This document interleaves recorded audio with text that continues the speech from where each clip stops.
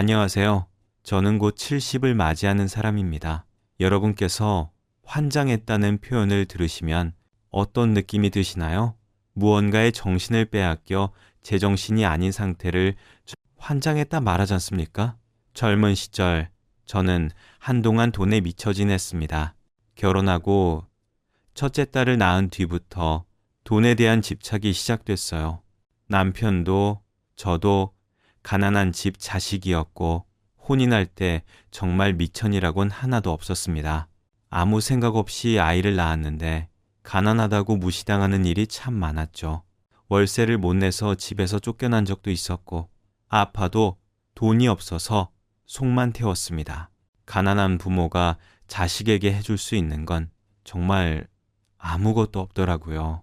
너무 서러운 일들을 겪다 보니 점차 제 관심사는 돈으로만 향하게 됐습니다. 그러던 중 우연한 계기로 노점 장사를 시작했어요. 귀걸이나 머리 장식 같은 액세서리를 떼어다가 여자대학교 앞에서 팔았죠. 신통하게도 장사가 잘 풀렸습니다. 몰랐는데 제게 장사 재능이 있었나 봅니다. 또 제가 밉상은 아니거든요. 화장을 하고 장사 물건들로 치장하고 있으면 대학생들이 예쁘다며 앞다투어 사갔어요. 전부 현금으로 받는 장사였고 돈이 쌓이는 게 너무 즐겁고 신이 났습니다.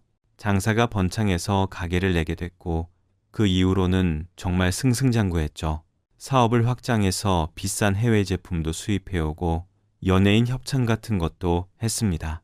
돈이 돈을 번다는 말뜻을 제대로 깨닫게 되더라고요. 집도 사고 땅도 사게 됐는데 나중엔 땅값도 크게 올라 말 그대로 땅 부자가 됐습니다. 그때 우린 네 식구가 돼 있었어요. 딸 밑으로 아들 하나를 더 낳았거든요. 돈이 있으니 애들 키우는 게 훨씬 수월했어요. 애들 봐주는 분도 입주로 구하고 큰딸은 일찍부터 영어며 수영이며 안 가르친 게 없었어요. 대신 애들과 함께 있지 못했던 것 같아요. 그저 돈, 일이 전부였죠. 애들이 학교 들어갔을 때 제 사업은 크게 확장됐어요. 전속 디자이너도 있었고 제 공장도 있었죠. 성공한 사업가라고 신문, 잡지에도 났고요. 하지만 엄마 역할은 거의 못하고 살았어요. 늘 일이 먼저였거든요. 애들도 크면 다 이해해 줄 거라 생각했지만 그건 큰 착각이었어요. 큰딸은 유난히 사춘기가 심했죠. 겨우 시간을 내서 집에 가면 딸은 저한테 가시를 세웠습니다. 저만 보면 화를 내고 반항을 했어요. 내가 누굴 위해서 이렇게 일하는데 괘씸한 생각부터 들었죠. 엄만 돈이 최고지. 자식도 뒷전이고 그저 돈, 돈, 돈. 오늘 담임 선생님이랑 상담하는 날인 거 잊었어? 왜 전화도 안 받는데? 맞다. 엄마가 깜빡했어. 중요한 회의 있어서 못 받았네. 아니, 근데 그럴 수도 있지. 왜 그렇게 화를 내? 좋은 집에 예쁜 방에 남부럽지 않게 다 해주는데 뭐가 문제야? 내가 누굴 위해 돈 버는데? 돈이 제일 좋으면서 내 핑계는 왜 대는데? 이럴 거면 날 왜 낳았어? 누가 나 달랬냐고. 이 철딱선이 없는 거사. 너 아기였을 때 돈 없어서 분유도 못 먹일 뻔했어. 돈 없으면 어떻게 되는지 알아? 그만 좀 해. 옛날 얘기하면서 무조건 이해해달라고 하는 거 정말 싫어. 딸은 15살 중학교 2학년이었고 저는 딸과의 갈등을 견딜 수 없었어요. 나중엔 애를 피하기만 했던 것 같습니다. 그해 초가을, 전일이 많아 야근을 하고 있었어요. 며칠 후에 사업차 해외로 나가는데 그 전에 샘플을 만들어야 했거든요. 남편도 저와 같이 회사에 있었고요. 늦은 밤 딸 선아한테 전화가 왔어요. 머리가 아프다고 저보고 집에 올 수 없냐고 하더라고요. 어려서부터 딸을 키워준 아주머니가 같이 계신데도 딸은 고집을 부렸습니다. 꼭 엄마가 왔으면 좋겠다고요. 저는 딸이 억지를 부린다고 생각했어요. 아이, 머리 아프면 두통약 먹고 자면 되지. 꼭 엄마가 가야 돼? 오늘 엄마 야근한다고 늦는다고 했잖아. 어린애처럼 떼쓰지 말고 이럴 시간에 얼른 자. 제가 못 가면 남편이라도 보내야 했는데 전 그때 일에 온통 정신이 팔려 있었죠. 그날 결국 회사에서 밤을 샜어요. 새벽이 돼서야 집에 갈 수 있었고 너무 찝찝해서 샤워부터 하고 딸의 방으로 갔습니다. 선화야, 엄마 왔어. 괜찮아? 그런데 딸의 얼굴이 너무나 창백했어요. 믿을 수 없었지만 딸의 온몸은 차갑게 식어 있었습니다. 선화야, 어머, 얘가 왜 이래? 선화야, 일어나봐. 눈 좀 떠봐, 선화야. 평소 잠이 밝은 딸은 제가 아무리 이름을 불러도 눈을 뜨지 않았어요. 전 미친 듯이 딸을 붙잡고 흔들었습니다. 그러나 소용없었어요. 간밤에 딸은 세상을 떠난 거였습니다. 믿지 못할 현실에 전 기절하고 말았어요. 그렇게 딸은 허망하게 제 곁을 떠나고 말았죠. 영원히 돌아오지 못할 곳으로요. 그날 밤 제 딸은 다른 날과 다르게 머리가 아팠고 누구보다 엄마가 필요했는데 외면당한 거였어요. 제가 집에 왔더라면, 응급실에 데려갔더라면 어떻게 됐을까? 우리 선아는 지금 살아있지 않았을까? 가슴이 찢어지다 못해 온몸이 불에 타는 것만 같았습니다. 돈이 뭐라고 하나밖에 없는 딸을 그렇게 외롭게 보낸 건지 제 자신이 너무 싫고 혐오스러웠어요. 딸의 장례식을 어떻게 치렀는지 모르겠어요. 거의 실성한 채 통곡하다 기절하기만을 반복했었죠. 딸을 그렇게 보낸 뒤 집에서는 단 한순간도 있을 수가 없었어요. 전 깊은 산속으로 숨어버렸습니다. 친정 오빠의 산장에 들어가 죄인처럼 살았어요. 갑자기 누나를 잃은 제 아들 대선이는 그렇게 엄마와 생이별을 하게 됐습니다. 그런데 어쩔 수 없었어요. 전 이미 온전한 정신이 아니었기 때문에 떨어져 사는 게 나았습니다. 남편은 저를 이해하고 보내줬어요. 대선이는 걱정 마. 내가 잘 돌볼게. 그런데 여보, 부탁 하나만 할게. 절대로 나쁜 생각은 제발 하지 말아줘. 그건 선아도 바라는 게 아닐 거야. 당신한테는 아들 대선이가 있어. 혼자가 아니라고. 대선이 생각해서라도 어떻게든 이겨내야 돼. 무슨 말인지 알아들어? 전 대답도 제대로 못하고 집을 떠났어요. 강원도 깊은 산골에 들어가 죄인처럼 지냈죠. 저 스스로한테 벌을 준 거였어요. 냉골에 먹을 것도 제대로 없었지만 몸이 힘든 게 차라리 나았습니다. 그렇게라도 해야 아픔을 견딜 수 있었어요. 2, 3일 굶는 건 일도 아니었죠. 그러다 쓰러져 죽을 위기도 넘겼고요. 하지만 마음을 고쳐먹게 됐어요. 남편 말대로 이렇게 죽어서 딸을 만나면 원망을 들을 것 같았죠. 전 조금씩 먹기 시작했고 마음을 추스르기 시작했어요. 그 사이 아들은 엄마 없이 자랐어요. 남편이 아들을 다 케어하고 혼자 키웠죠. 그 또한 슬픈 운명이었어요. 그렇게 10년이 훌쩍 넘는 시간이 흘렀고 아들은 25이 됐어요. 그제야 군대를 가게 되었죠. 아들이 입대한다는 남편의 전화를 받고 저는 산에서 내려올 결심을 하게 되었어요. 오랜 세월 산에서 지내면서 마음의 병은 나아졌고 아들이 너무나 안쓰럽게 여겨졌죠. 근데 가기 전 일주일이라도 함께 지내고 싶었어요. 그리고 아들을 보게 된 날 저는 감격하고 말았습니다. 우리 대선이가 너무 잘 컸더라고요. 머리가 희끗한 남편 옆에 젊었을 때 남편을 꼭 닮은 아들이 서 있었어요. 대견함과 슬픔이 한꺼번에 밀려들었죠. 아들이 장성한 청년이 되도록 난 뭐 했나. 엄마 없이 잘 커준 아들에게 고맙기도 하고 미안하기도 했어요. 그리고 놀랍게도 아들은 저를 원망하지 않는다고 했어요. 오히려 절 이해한다는 그 말이 더 가슴을 아프게 했죠. 어머니, 울지 마세요. 좋은 날 왜 우세요? 그리고 소개해드릴 사람이 있어요. 누구? 여자친구요. 대선이 뒤에서 너무 예쁜 아가씨가 나오더니 공손하게 인사를 하더라고요. 전 너무 당황해서 아무 말도 못했어요. 그 아가씨가 글쎄 우리 대선이 여자친구라는 거였죠. 이름이 초연이라는 그 아가씨는 수줍게 웃었고 남편도 흐뭇하게 보고 있었죠. 여보, 긴장 풀어. 아, 왜 이렇게 떠세요? 전 너무 당황해서 식은땀까지 흘리고 있었어요. 초연이는 저한테 손수건을 주더라고요. 어머니, 이걸로 땀 닦으세요. 제가 어머니 드리려고 준비한 거예요. 이 자수도 제가 직접 놓은 거예요. 아이고, 그래요? 곱기도 하다. 정말 고마워요. 아들 여자친구까지 소개받고 정신없는 일주일이 흘렀어요. 아들이 입대하는 날 전 눈물을 참았습니다. 엄마라고 많은 시간 함께하지도 못했는데 군에 가는 날까지 눈물을 보여주기 싫었어요. 대선이도 그런 엄마 마음을 아는지 씩씩하게 웃어 보이고는 입대를 하게 됐습니다. 그리고 시간이 흘러 초연이는 제 며느리가 됐어요. 아들이 군대에 가 있는 동안 전 며느리와 많은 시간을 함께 보냈습니다. 아들 면회도 함께 가고 단둘이서 여행도 갔죠. 초연이는 집이 지방이었고 학교 근처에서 자취를 하다가 서울에 취직을 했어요. 그러면서 아들이 제대할 때까지 기다리더라고요. 전 초연이가 한결같이 좋았어요. 같이 있으면 제 마음까지 밝아졌죠. 심성이 곱고 배려심도 많은 아이였어요. 초여름에 우린 가까운 바닷가에 놀러 갔어요. 바람도 시원하고 바다도 예쁘고 기분이 좋더라고요.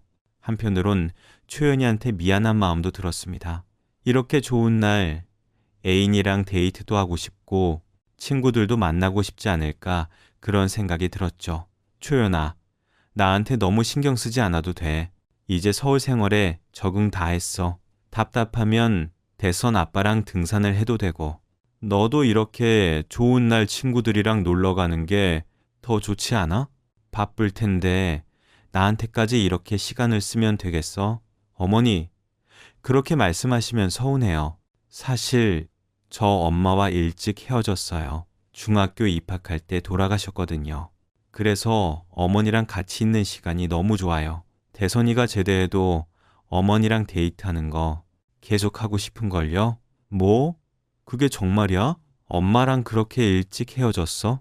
전 너무 놀랐습니다. 교통사고로 엄마를 잃고 초연이는 아빠, 여동생과 셋이 살았대요. 서울로 대학을 오는 것도 큰 결심이 필요했더라고요. 여동생이 초연이를 못 가게 말려서 대학 등록을 포기할 뻔했다는 얘기도 들었죠. 그럼 동생은 지금 몇 살이야? 대학은 다녀? 동생은 고등학교 졸업하자마자 공무원 준비해서 도청 다녀요. 저보다 더 야무져요. 돈도 많이 모았고요. 아버지도 건강하게 잘 지내시고 지금은 걱정 많이 덜었어요. 저도 모르게 초연이 손을 잡아주게 되더라고요. 가슴이 아팠습니다. 아무것도 모르고 태어난 아이들이 너무 일찍 큰 아픔을 겪었다는 생각이 들었어요. 동시에 세상을 떠난 우리 딸 선아도 떠오르고 그 일로 엄마와 생이별한 우리 아들 대선이도 떠올랐죠. 미안하다. 정말 미안해. 저와 초연이는 끌어안고 펑펑 울었어요. 그 아이의 진심을 알게 된 후 우린 더 친하게 지냈어요. 솔직히 말하면 죽은 딸이 살아 돌아온 것 같았죠. 서로의 생일도 꼬박꼬박 챙겨줬어요. 초연이 생일에는 제가 집에 불러서 미역국도 끓여주고 갈비찜도 해줬죠. 시간이 흘러 아들은 제대를 했고 둘은 정말 결혼을 하게 됐어요. 대선이는 대학을 졸업하고 군에 갔기 때문에 돌아오자마자 취업 준비를 해서 회사에 들어갔죠. 대선이가 취업이 되자 바로 결혼 얘기가 나왔어요. 일사천리로 상견례를 하고 결혼식 날짜까지 잡았습니다. 우리 부부는 아들 내외한테 집을 사주려고 했어요. 그런데 뜻밖의 이야기를 듣게 됐죠. 아들 며느리가 글쎄 같이 살자고 하는 거였어요. 남편과 저는 진심으로 놀랐습니다. 아이, 누구 생각이냐? 그게 같이 살다니. 신혼은 오붓하게 둘이 보내야지. 초연아, 혹시 대선이가 그러자고 했니? 솔직히 말해봐. 우린 당연히 따로 사는 줄 알고 있었어. 집도 사주려고 했고. 괜히 무리하지 않아도 된다. 아니에요, 어머니. 우리 둘이 같이 생각한 거예요. 대선이도 신입사원이라 정신없을 거고 저도 회사 일 바빠서 도움이 조금 필요해요. 저희들 결혼 생활 자리 잡을 때까지만 같이 살면 안 돼요? 이게 염치 없지만 어머님 해주신 밥도 더 먹고 싶고요. 결국 아들 내외는 저희와 함께 살게 됐습니다. 한 2년 동안은 우리 집에서 같이 생활했어요. 32평이지만 아들 방 크기만 따지면 오평남짓한데도 며느리는 불평 한마디 없었죠. 되려 우리가 불편할까봐 조심스럽게 행동하는 눈치였어요. 그러면서 더욱 애틋해지고 가까워진 것 같았죠. 아들 내외와 우리 부부는 잡음 없이 잘 살았습니다. 그리고 2년 후 애들은 분가하게 됐어요. 저희가 애들 사주려고 모은 돈과 애들이 모은 돈 합쳐서 좋은 동네에 깨끗한 아파트로 가게 됐죠. 그때 며느리는 임신을 하게 되어 기쁨이 2배였어요. 놀러 가면 아기 방이 너무 예쁘고 배가 불러오는 며느리도 너무 애틋하게 느껴졌죠. 전 며느리가 좋아하는 물김치며 반찬을 쉴 새 없이 해다 날랐습니다. 며느리는 모두의 축복 속에 순산했고 자기를 꼭 닮은 딸을 낳았어요. 손녀딸 로아는 태어나자마자 어른들의 사랑을 한 몸에 받았죠. 그렇게 6살이 될 때까지 많이 웃고 행복을 느끼면서 살았어요. 그리고 로아가 6살이 되더니 아들이 베트남으로 해외 파견을 나가게 됐죠. 1년 동안의 일정이었어요. 내색은 안 해도 마음 한구석이 뻥 뚫린 것처럼 서운하더라고요. 게다가 손녀딸이 아빠를 한창 좋아할 때라 걱정도 됐죠. 아들은 그래도 저희가 있으니까 안심하고 나가는 눈치였어요. 승진을 위해서는 피할 수 없는 일이라니 어쩔 수 없었죠. 그런데 아들이 파견을 나가자마자 뜻밖의 얘기를 듣게 됐어요. 며느리가 저희한테 로아를 봐달라고 부탁을 해오는 거였습니다. 그동안 워낙 가깝게 지냈기 때문에 전 대수롭지 않게 여겼어요. 그런데 며느리 하는 얘기가 심상치 않았죠. 어머니, 사실 저 우울증 진단받았어요. 자꾸 몸이 가라앉고 아무것도 하고 싶지가 않아요. 잠만 그렇게 오고 집도 엉망이고요. 생활이 제대로 되지가 않아요. 당분간 어머니가 로아 봐주시면 건강을 좀 회복하고 싶어요. 이해해 주셨으면 좋겠어요. 아이고, 그랬니? 우린 전혀 몰랐구나. 그동안 혼자 마음고생 많이 했겠네. 아이, 그래. 로아 우리가 봐줄 테니까 아무 걱정 말고 몸 회복하는 데만 집중해라. 건강이 최고니까. 알겠지? 하나밖에 없는 착한 며느리를 위해 이 정도는 일도 아니었죠. 전적으로 며느리 의견에 따랐고 괘씸한 마음은 조금도 없었어요. 기꺼이 며느리의 요구를 들어줬죠. 바람은 딱 하나. 며느리의 우울증이 잘 낫기만을 바랄 뿐이었습니다. 아, 그런데 좀 이상했어요. 며느리가 아이를 맡기고 단 한 번도 찾아오지 않는 거였습니다. 보름이고 한 달이고 며느리는 집에 오지 않았어요. 시부모인 저희야 괜찮았지만 문제는 로아였죠. 엄마 보고 싶다고 울고 밥도 안 먹는 날이 이어졌어요. 저는 애가 탔고 손녀 보는 게 고질에 힘이 들었습니다. 가끔 베트남에 있는 대선이에게 연락이 와도 솔직하게 얘기할 수 없었어요.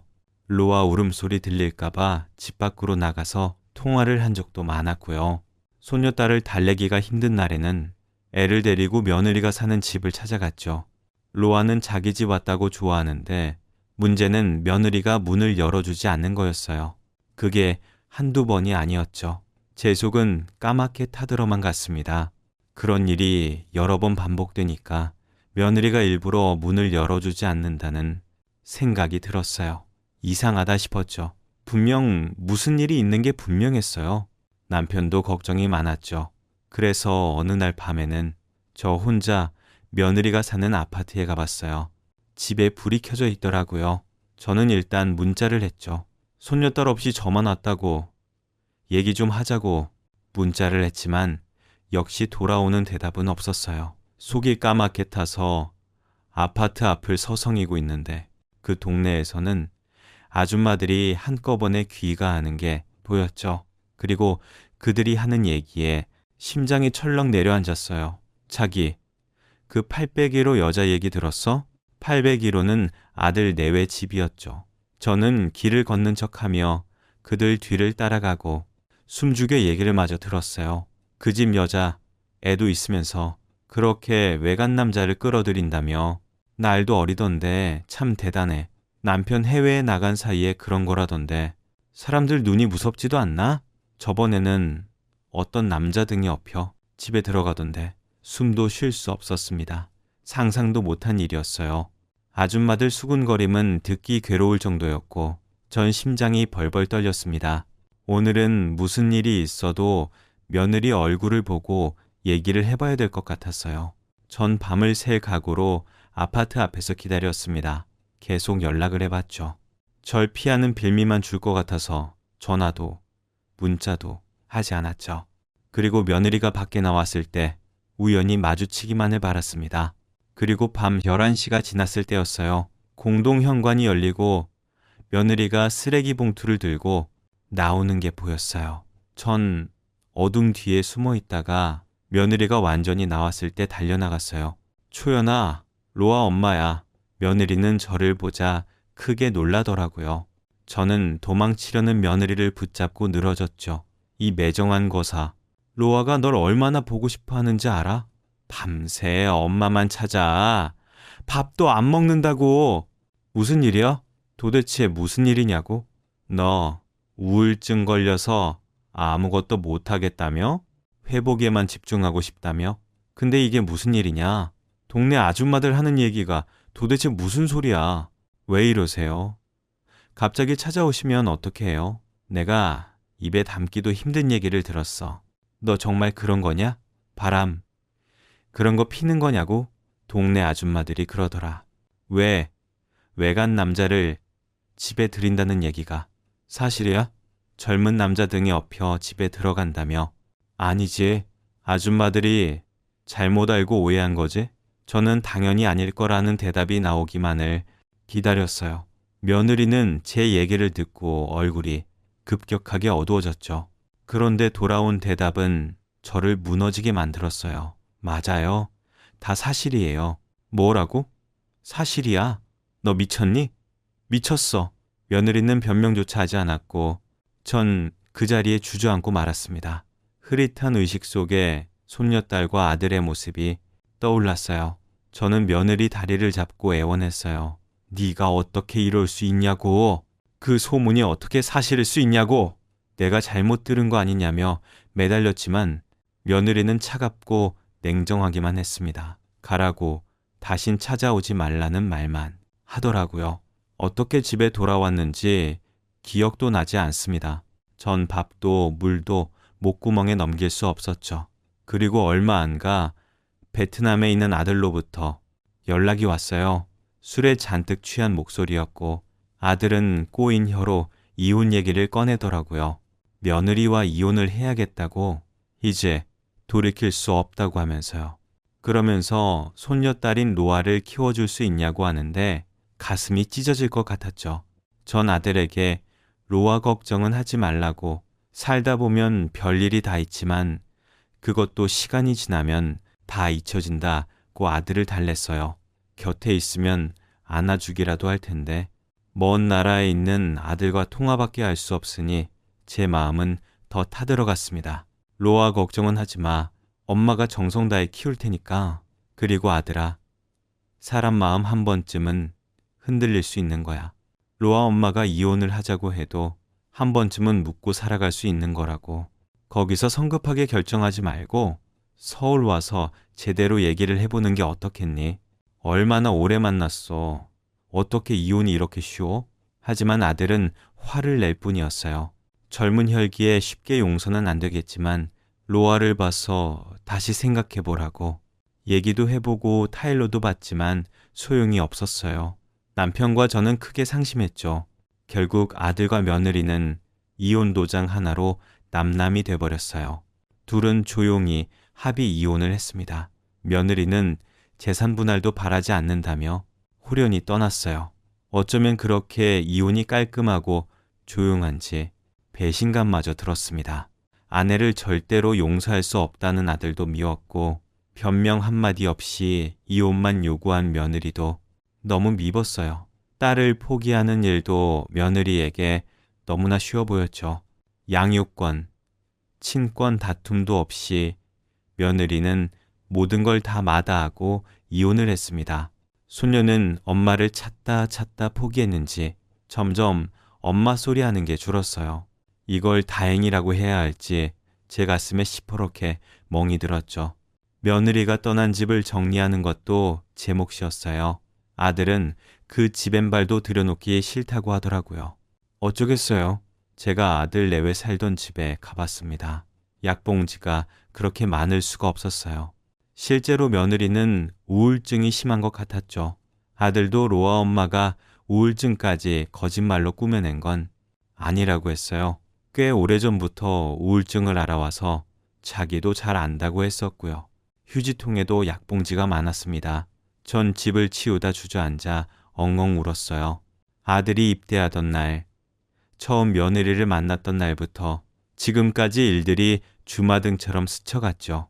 둘 사이에 왜 이렇게 된 건지 가슴이 아렸어요. 로아 방에서 물건을 들고 나오는데 눈물이 멈출 가락이 없었습니다.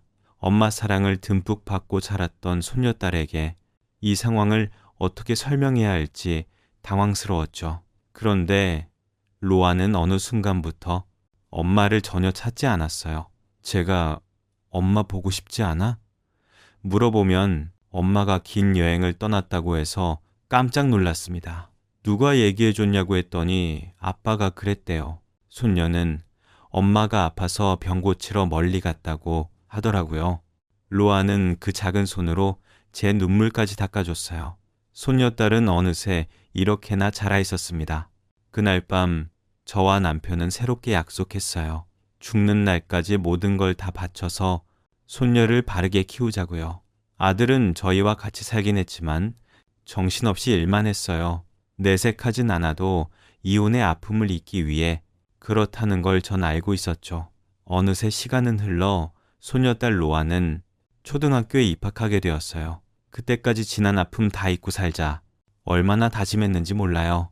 며느리에 대한 기억은 싹 다 잊으려고 노력을 많이 했죠. 그런데 그해 설날 이상한 일이 벌어졌어요.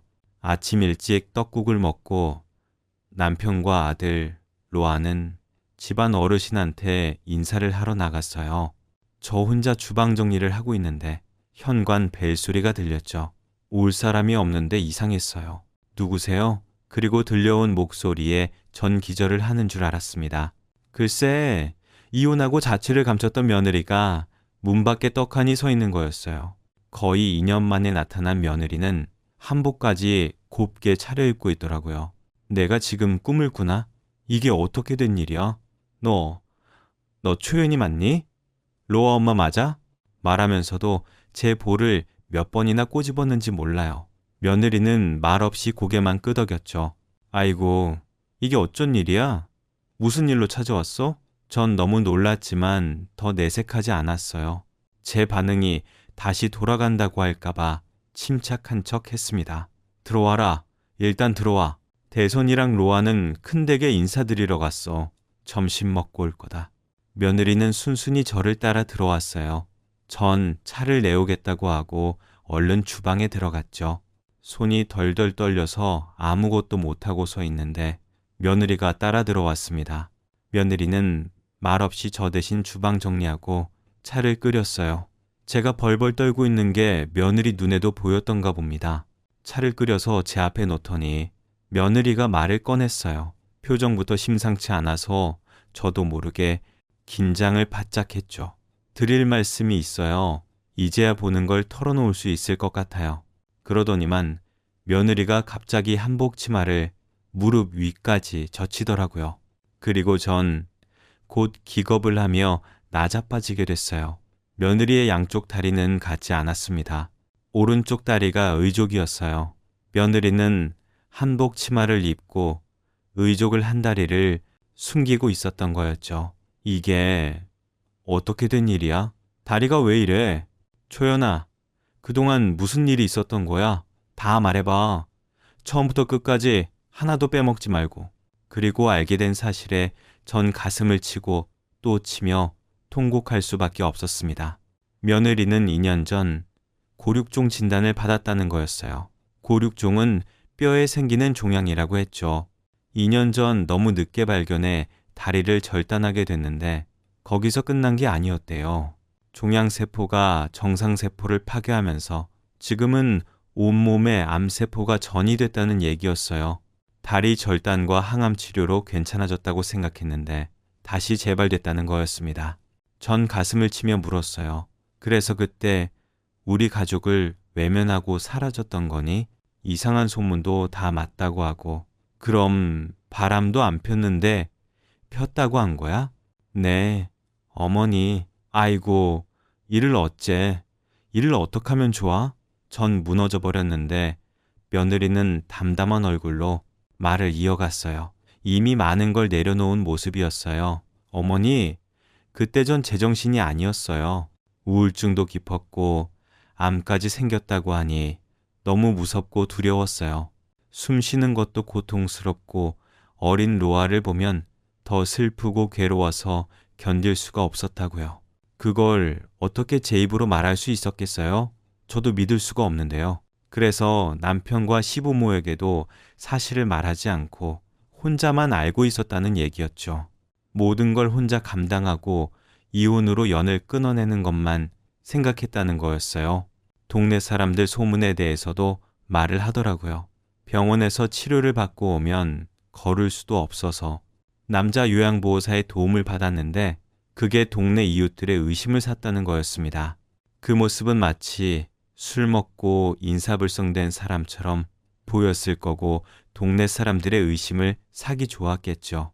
전 며느리를 붙잡고 통곡을 했어요. 초연아, 그러면 그렇다고 말을 해주지. 너 그렇게 가버리고 우리가 어떻게 살았는지 알아? 넌 혼자 얼마나 고생을 많이 했어? 가족이 뭐냐? 힘들고 외로울 때 서로 도와야지. 큰 오해를 하게 놓고 너 이럴 수 있어? 초연아, 널 어떻게 하면 좋으니? 이 미련하게 착한 거사. 중학생 딸을 하늘나라에 보내고 더는 후회할 일 없을 줄 알았는데 아니었어요. 가슴이 미어졌습니다. 아프고 힘들어서 집에서 은둔하던 며느리는 너 바람 피우니? 라는 제 질문에 엉뚱한 실마리를 잡고 일을 진행시킨 것 같아요. 믿었던 시어머니가 그런 말을 하니 더 절망적이기도 했을 거고요. 아니라고 해명할 힘조차 없었던 게 아닐까 그런 생각이 들었습니다. 미안하다, 초연아. 내가 잘못했어. 그 사람들 말만 믿고 바람이라는 말을 입에 올린 것부터 잘못이었어. 내가 죽을 죄를 졌다. 다 내 잘못이야. 못난 내 탓이라고. 아니에요, 어머니. 그때 제가 어떻게 했는지 기억나시잖아요? 저 아무런 변명도 안 하고 맞다고 했어요. 저도 비겁하고 무기력했어요. 그때 전 너무 힘들었고 모든 걸 다 내려놓고 떠나고 싶었어요. 로아를 봐도 힘들고 남편 생각을 해도 마음이 무거웠어요. 저 스스로 가시밭길을 선택한 거예요. 그러니까 어머니, 자책하지 마세요. 며느리의 고백은 그게 끝이 아니었습니다. 지금 와서 모든 걸 밝히는 이유가 바로 있었어요. 어머니, 제가 이렇게 찾아온 이유가 이게 마지막 인사일 것 같아요. 저 앞으로 얼마 못 산대요. 길어봤자 1년. 그것도 잘 버틸 경우에만 가능하대요. 저 시한부 선고받고 나니까 어머니 생각 많이 났어요. 그래서 죽더라도 어머니는 꼭 한번 뵙고 싶었어요. 아니, 뭐라고? 초연아, 이런 법은 없다. 그 병원은 어디야? 같이 가자. 아, 지금 나서자고. 1년밖에 못 산다니 지금까지 이렇게 잘 버텨왔는데 그게 무슨 소리야? 난 인정 못해. 우리 다른 병원도 알아보자. 명이라는 사람들 싹 찾아서 살려달라고. 발바닥이라도 붙잡아보자. 너 그렇게 가면 우리는 어떻게 하니? 네, 남편은 또 어쩌고? 하늘이 어떻게 이렇게 무심할 수가 있어? 착한 네가 무슨 죄가 있다고? 차라리 날 데려가지. 저는 며느리를 붙잡고 가슴을 내리쳤어요. 새빨갛게 피멍이 들어도 상관없었죠. 비통함에 가슴이 터져나갈 것만 같았습니다. 제 딸과 초연이가 일찍 세상을 떠나는 게 모두 다 제 탓인 것만 같아 너무 가슴이 아팠어요. 결국 이 사실을 아들과 남편도 알게 됐습니다. 아들은 회사도 그만두고 아내의 마지막을 지켰어요. 손녀딸도 병원에 있는 엄마를 자주 보러 갔고요. 며느리는 모든 걸 초월한 듯 담담하게 지내다가 가족들이 지켜보는 가운데 세상을 떠났습니다. 우리 며느리가 눈을 감은 날은 초여름이었는데 유난히 밝고 화창했어요. 우리 며느리는 이런 날씨를 참 좋아했죠. 아직도 귀에 생생하네요. 언젠가 같이 나들이를 갔을 때 며느리가 저한테 이런 얘기 한 적이 있거든요.